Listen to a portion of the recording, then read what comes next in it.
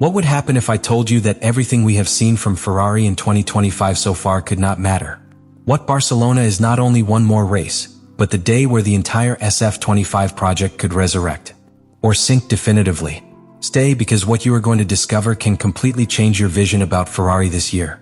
Since the presentation of the car in Montmeló, the internal speeches talked about a car that corrected the aerodynamic deficiencies of the SF-24 and that, theoretically, would be able to match the career rhythm and the efficiency and classification of its toughest rivals. The Scuderia based its hopes on an improvement that, measured in terms of simulator and wind tunnel, represented an advance close to 0.857 seconds per return with respect to the car of the previous year.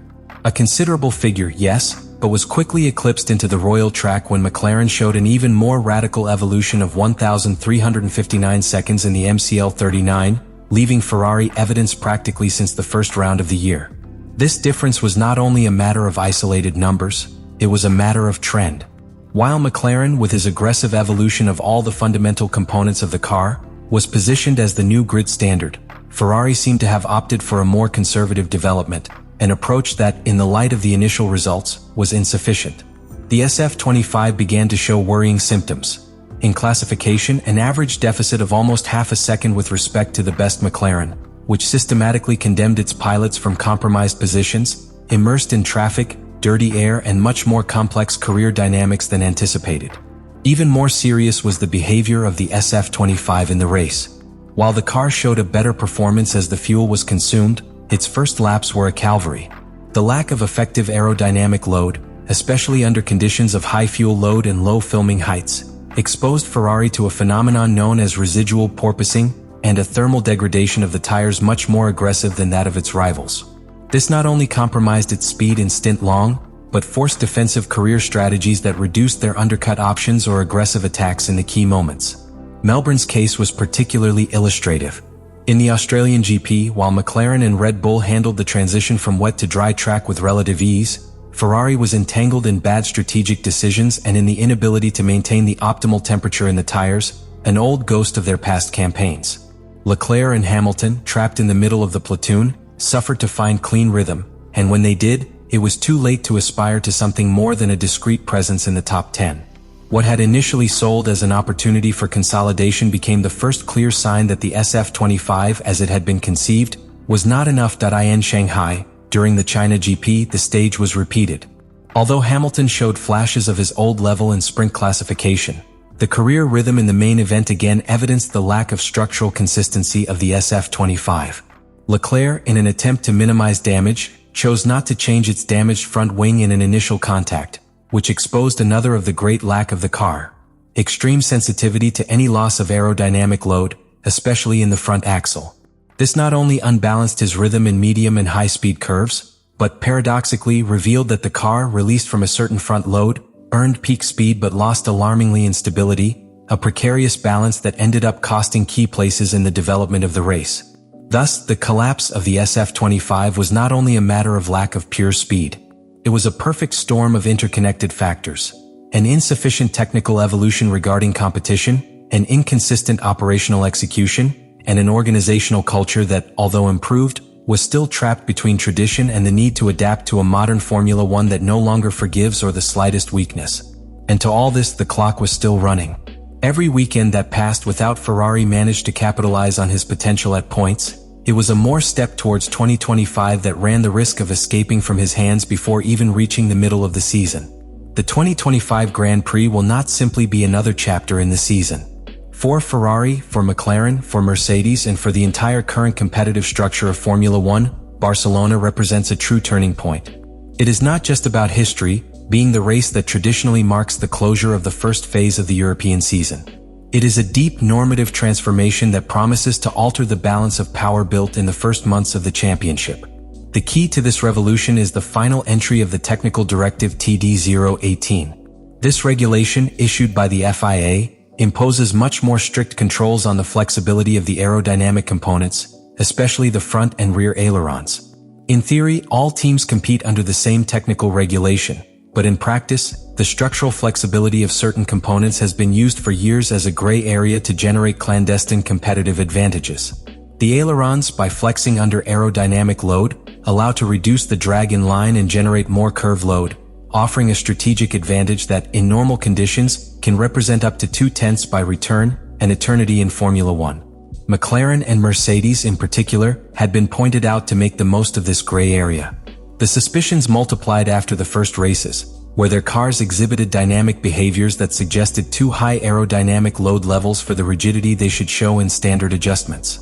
Ferrari, who since the development of SF-25 had opted for a more conservative construction in terms of structural flexibility, was found at direct disadvantage, not due to design but because he played under different tacit rules. The gradual change began in the Chinese Grand Prix, where the FIA temporarily reduced the tolerance allowed in the slot gap. The distance between the main plane and the flap of the rear wing, just 0.5 millimeters, with an exception threshold of 0.25 millimeters only for that race. But the final and total implementation of the regulations will occur in Barcelona. From that moment, not only will they be more strict controls and post-carrier verification, more demanding dynamic tests will also be introduced, simulating high-speed real loads to detect any unbeamed flexion in real time. The importance of this change cannot be underestimated. The equipment that has built their initial advantage over a dynamic aerodynamics must urgently reconfigure their packages. This means restructuring aerodynamic resistance, readjusting suspensions, modifying filming heights, and, in some cases, completely changing its aerodynamic load philosophy. It is not simply to tighten some screws stronger. It is redesign in weeks what had been planned for a full year. Charles Leclerc was one of the first to publicly verbalize the importance of this revolution. The Monegasco pilot made it clear that Ferrari had nothing to lose in this stage, and even more, who anticipated that it would be his direct rivals who would suffer the most. A bold statement, but based on the architecture of the SF-25, a car designed for structural rigidity and aerodynamic consistency, not for hidden flexibility. However, this reasoned optimism must be nuanced. Ferrari's problem is not limited exclusively to the flexibility of the ailerons. As evidenced in Australia and China, the Scuderia faces serious tuning problems in dirty air conditions, in the thermal management of the tires, and in the progression of career rhythm.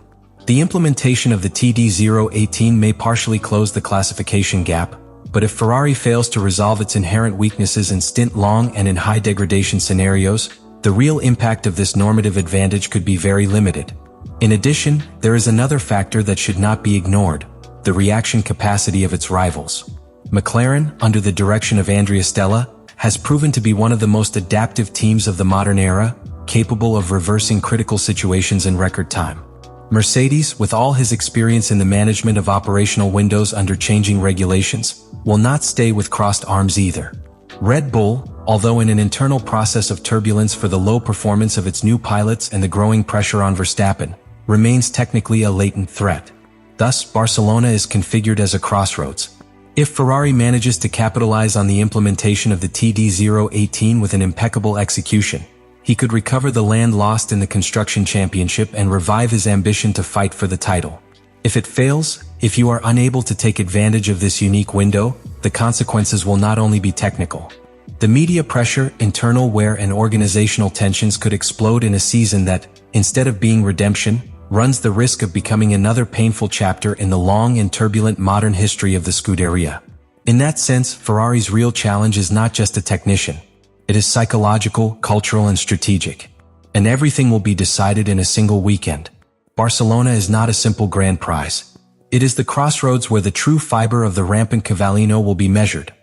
The challenge facing Ferrari in this 2025 goes far beyond the simple technical improvement of the SF-25 or to take advantage of a regulatory modification of the FIA. The true obstacle ahead is its ability to handle the enormous historical, media, and emotional pressure that always accompanies the Scuderia. Ferrari does not compete only against his rivals on the track, compete against the almost mythological expectations of an entire world that expects him to win, to dominate, to recover the lost glory. Each failure weighs double, and every small success barely reaches to calm a pressure that never decreases.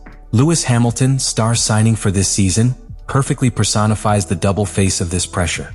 Since his arrival, the 7-time world champion has brought an aura of trust, but also an urgent need for results. Although his initial adaptation to SF-25 was more complicated than expected, as evidenced in his discrete performance in Australia, His performance in the China sprint classification made it clear that when the conditions are aligned, Hamilton can still be a differential factor. His ability to adjust his driving style to the needs of the car, his experience under pressure, and his natural competitive instinct represent a critical asset for Ferrari at this time of uncertainty. However, a pilot, however legendary, cannot compensate for the structural deficiencies of an entire organization. Ferrari needs more than ever to demonstrate that he has learned from his chronic mistakes.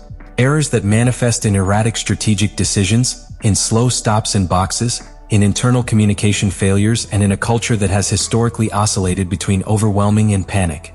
The first 2025 races have already shown flashes of old habits. Late tires decisions, loss of key strategic opportunities, lack of agile response to changes in track conditions. These are details that, accumulated, make a difference between fighting for a championship or resigning themselves to being a secondary actor. The competitive environment also does not offer respite. McLaren has proven to be relentless in its growth. Mercedes has found a new life in the youth of Kimi Antonelli combined with the stability of George Russell. And Red Bull, despite his internal problems, continues to have the talent of Max Verstappen. Each lost race is a missed opportunity to consolidate in the fight for titles. The margin of error in 2025 is practically non-existent. Ferrari cannot afford another false departure, another failed resurrection attempt that ends in frustration and fierce criticisms. The real challenge, therefore, is not simply to win in Barcelona or take advantage of the new rules.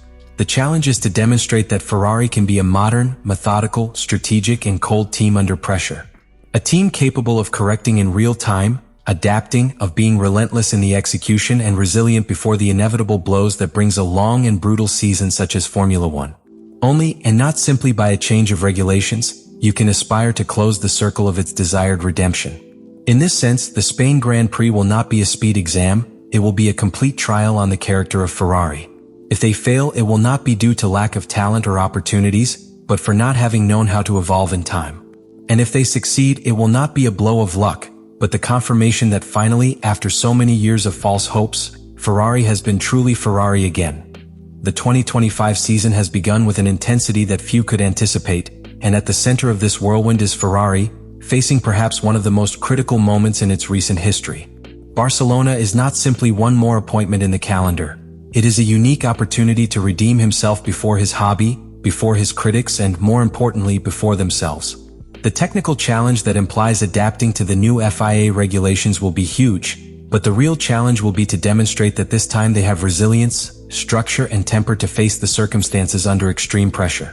Throughout the last seasons, we have seen how Ferrari promised great jumps forward that ended up diluting between strategic errors, poorly calculated decisions, and a lack of constancy that prevented them from capitalizing their enormous potential. In 2025, the situation presents different. They have talent in the garage, they have one of the strongest pilots of the grill, and now, with the ongoing regulatory change, they could have the perfect scenario to give the coup of authority that they have sought so much. However, modern Formula One does not reward the intentions, rewards the perfect execution week after week. That is why the question is now inevitable. Do you think that Ferrari can really take advantage of this historical opportunity to rebirth as a dominant power in Formula One? Or we are simply seeing another illusion that will end up falling apart at the relentless pressure of the championship? I would love to know your opinion, so leave it in the comments, and if you are interested in continuing to analyze in depth the development of this season that promises to be one of the most exciting of recent times, do not forget to subscribe to not miss any of the next analysis.